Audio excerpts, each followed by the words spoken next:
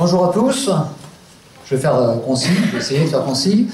J'ai été accompagné donc de Cécile Régnier, de la ville de Marseille, du centre de pédagogie d'Almer de cette ville, d'Anne-Sophie Gabellini aussi de BRL que je remercie, ainsi que de Christelle Georges de la ville de Marseille.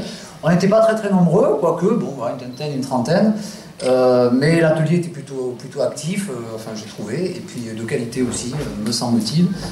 D'ailleurs non, ne me semble-t-il pas, non, oui, il était de qualité. Et puis il était plutôt aussi franco-français. Malheureusement, on n'a pas eu trop de retours d'expériences étrangères, même s'il y avait quelques amis étrangers parmi nous, alors que cette thématique d'animation autour des récifs concerne bien évidemment tous les sites. Et puis bon, il y avait effectivement un panel d'associations d'environnement, bien évidemment, d'éducation de l'environnement, de gestionnaires de sites de récifs artificiels, de bureaux d'études aussi, je les remercie, parce que bon, voilà, on a eu la chance d'avoir 2 bureaux d'études parmi nous.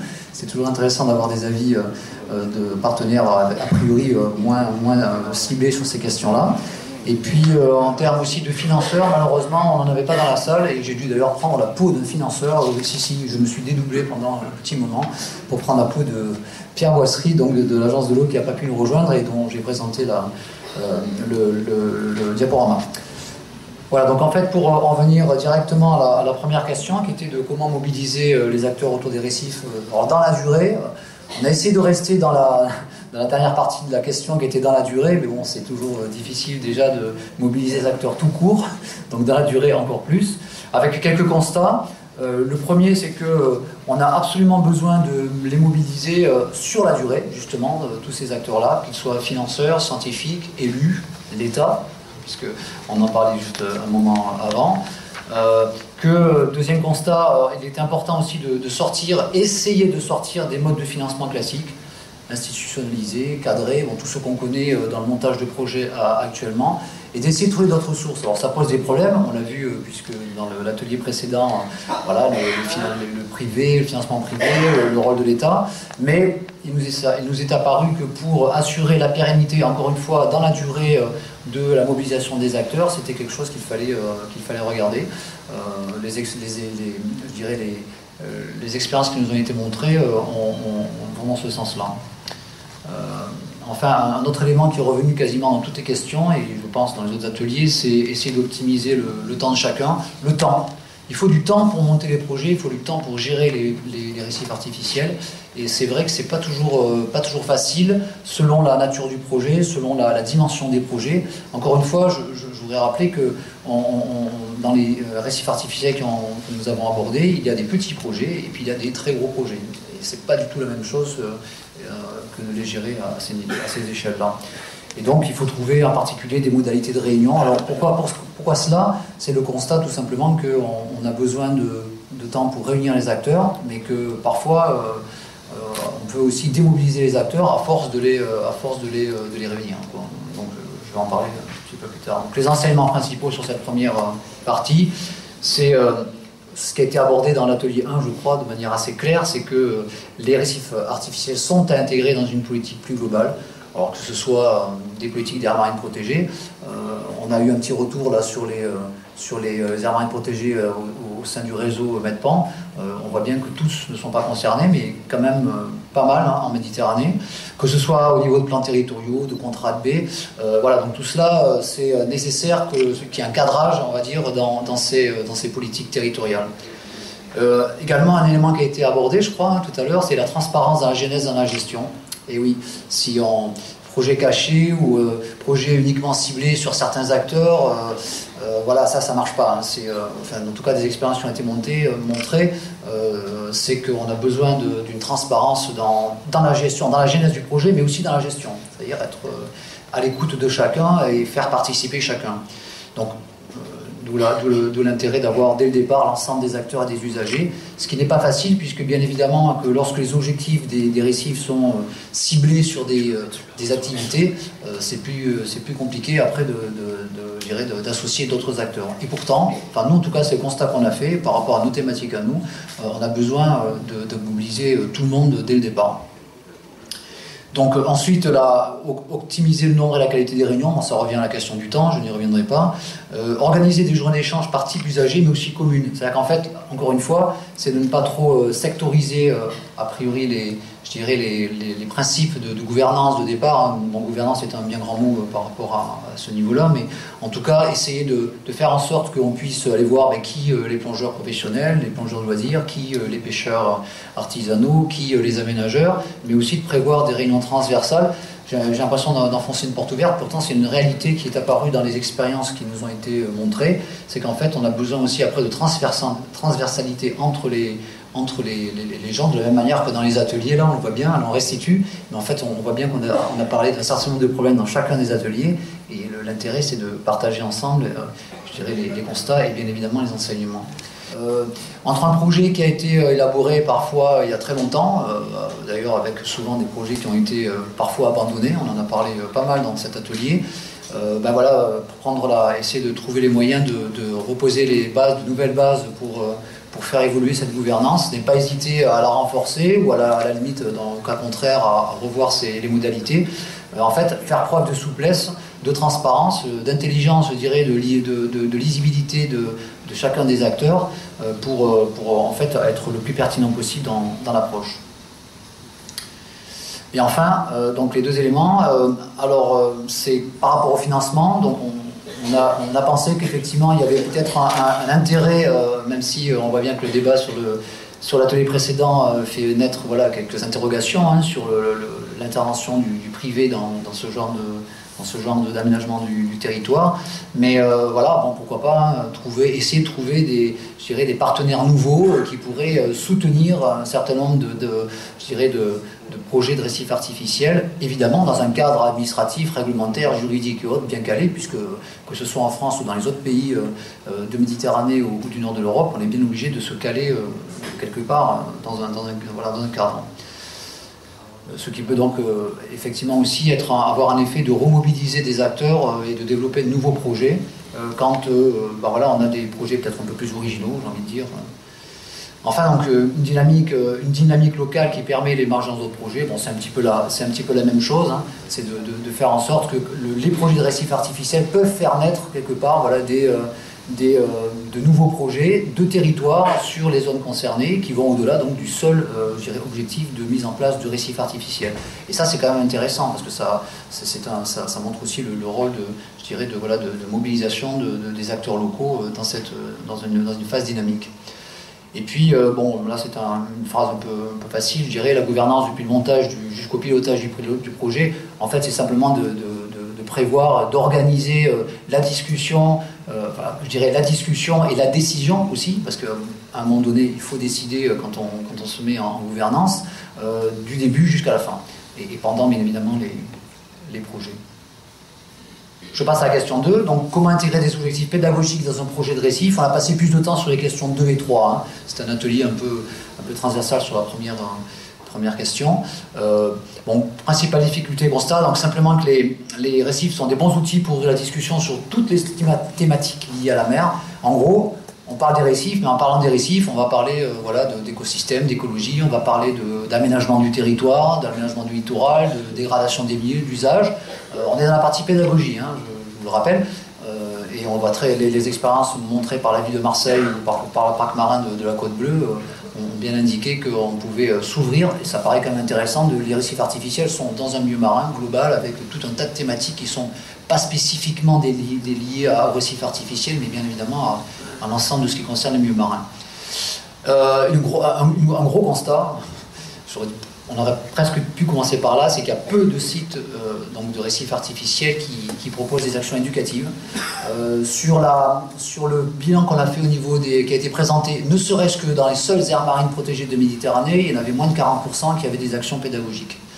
Donc c'est quand même un constat qui indique, bien que déjà au niveau des aires marines protégées, il n'y en a pas beaucoup, donc si on faisait le bilan sur l'ensemble, ça serait bien évidemment encore moins.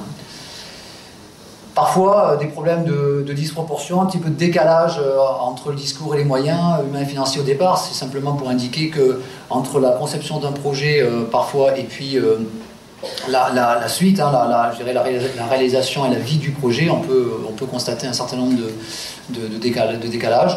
Bon, voilà, il faut essayer, y compris au niveau financier. Donc, ce qui a été indiqué, c'est qu'on a besoin de faire attention à ces éléments-là pour faire vivre un projet dans la durée. Et je rejoins là la question 1. En termes de pédagogie, de nombreux outils et adaptés au public sont existants, même s'il y en a peu dans peu de sites, plus exactement. Ceux qui en ont plutôt beaucoup, et le font plutôt bien. Hein, on a été, surtout, on a beaucoup parlé de la ville de Marseille, c'est normal, hein, l'opération Récif Prado a été exemplaire en la matière, de même qu'en communication, on le verra à la question 3, et pareil pour le parc marin de la Côte Bleue. On avait peu d'expérience hein, de l'extérieur d'autres pays méditerranéens ou du Nord, mais bien évidemment que c'est un aspect intéressant. Et dans ces outils-là, ils étaient en général aussi adaptés au public, c'est-à-dire qu'en fait, on a une nécessité aussi d'essayer de concevoir qu'on s'adresse à différents publics sur un territoire. Et un dernier élément dans les constats, c'est l'éducation à l'environnement. Faire de la pédagogie à l'environnement, c'est un métier. On a beaucoup rappelé cet aspect-là, ça ne s'improvise pas. On n'est pas animateur comme ça, animateur pédagogique, on va dire, ou éducateur à l'environnement comme cela. Être animateur dans un centre aéré, ça n'est pas la même chose que de faire de l'éducation pour l'environnement et parler des récifs artificiels. Ça, c'est pour indiquer que la politique, je dirais, d'éducation pour l'environnement, au sein des récifs artificiels, puisque nous parlons de récifs artificiels, ça va jusque-là. Hein, on a besoin de ces éléments-là.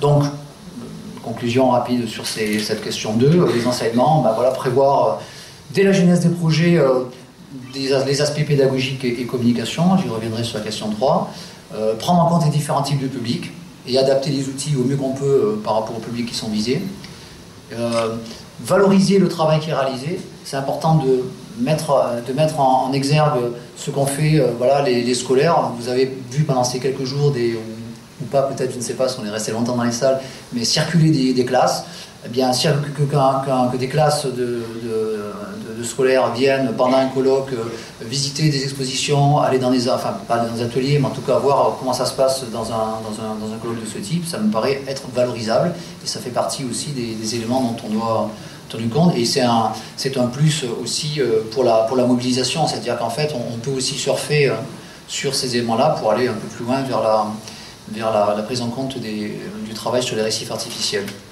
On doit tenir compte des conditions particulières de ce milieu. Alors ça, c'est pas spécifique au récif artificiel, mais tout simplement parce que ça peut demander du temps. Par exemple, il faut parfois prévoir voilà, des journées, quand il y a des journées comme aujourd'hui, qui sont des journées typiques à Marseille, évidemment, on ne sort pas en bateau, donc il faut concevoir tout ça. Donc ce sont quelque chose qui est assez simple, mais qui montre bien qu'on a besoin de prendre en compte ces éléments, je dirais un peu techniques, dans la construction d'un projet et dans la vie d'un projet.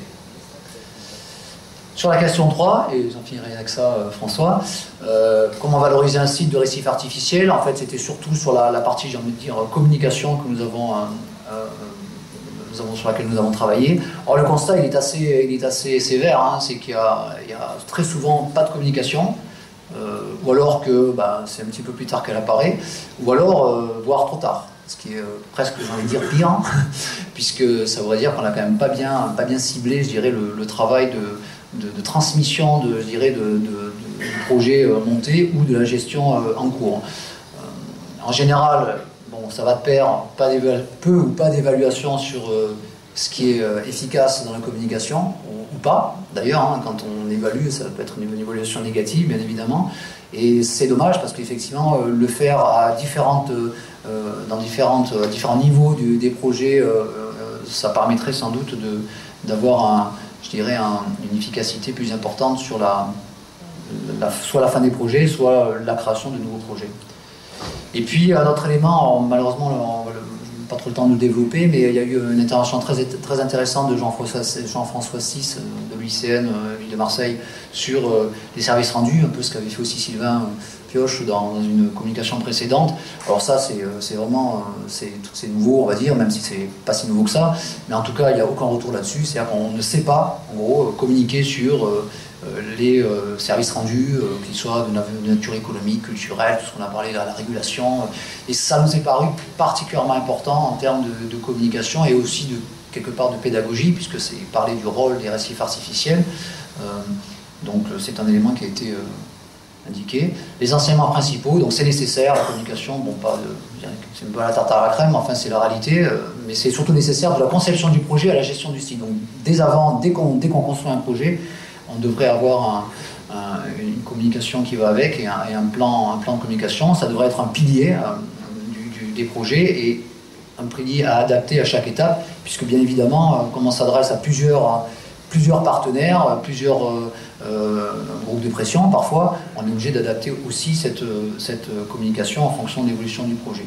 Donc, voilà, un plan de communication à adapter à l'histoire du site, tout simplement parce que dans les exemples qui nous ont été présentés, ce qui a été dit, on a bien vu aussi dans les différents ateliers, on a des sites très très différents. On est effectivement ni au Japon, entre le Japon, Marseille, Agde, et puis la baie de la Ciotat, où effectivement il y a des récifs immergés il y a très longtemps et dont on ne fait plus rien, en tout cas jusqu'à aujourd'hui, il y a quand même des très très grosses différences, et évidemment qu'il faut adapter un plan de communication quand il y a de la gestion ou un projet à monter dans ce sens-là.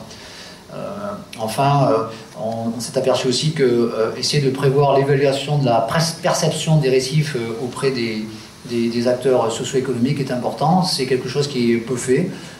Dans Languedoc-Roussillon, on a eu des exemples d'enquêtes faites auprès des sites où il y avait des récifs artificiels. Il y a eu quelques autres exemples qui ont été présentés, mais finalement assez peu. On se soucie peu finalement de savoir ça relie un petit peu à l'acceptation sociale, ça peut être relié à l'acceptation sociale des récifs, comment sont perçus les récifs, à la fois par les usagers et parfois aussi même par les habitants eux-mêmes. C'est un élément qui a été évoqué également. Voilà, j'essaie de faire court, un peu rapide, mais alors je laisse éventuellement la parole aussi à Cécile, si elle veut compléter, qui était la co-animatrice de cet atelier. Merci.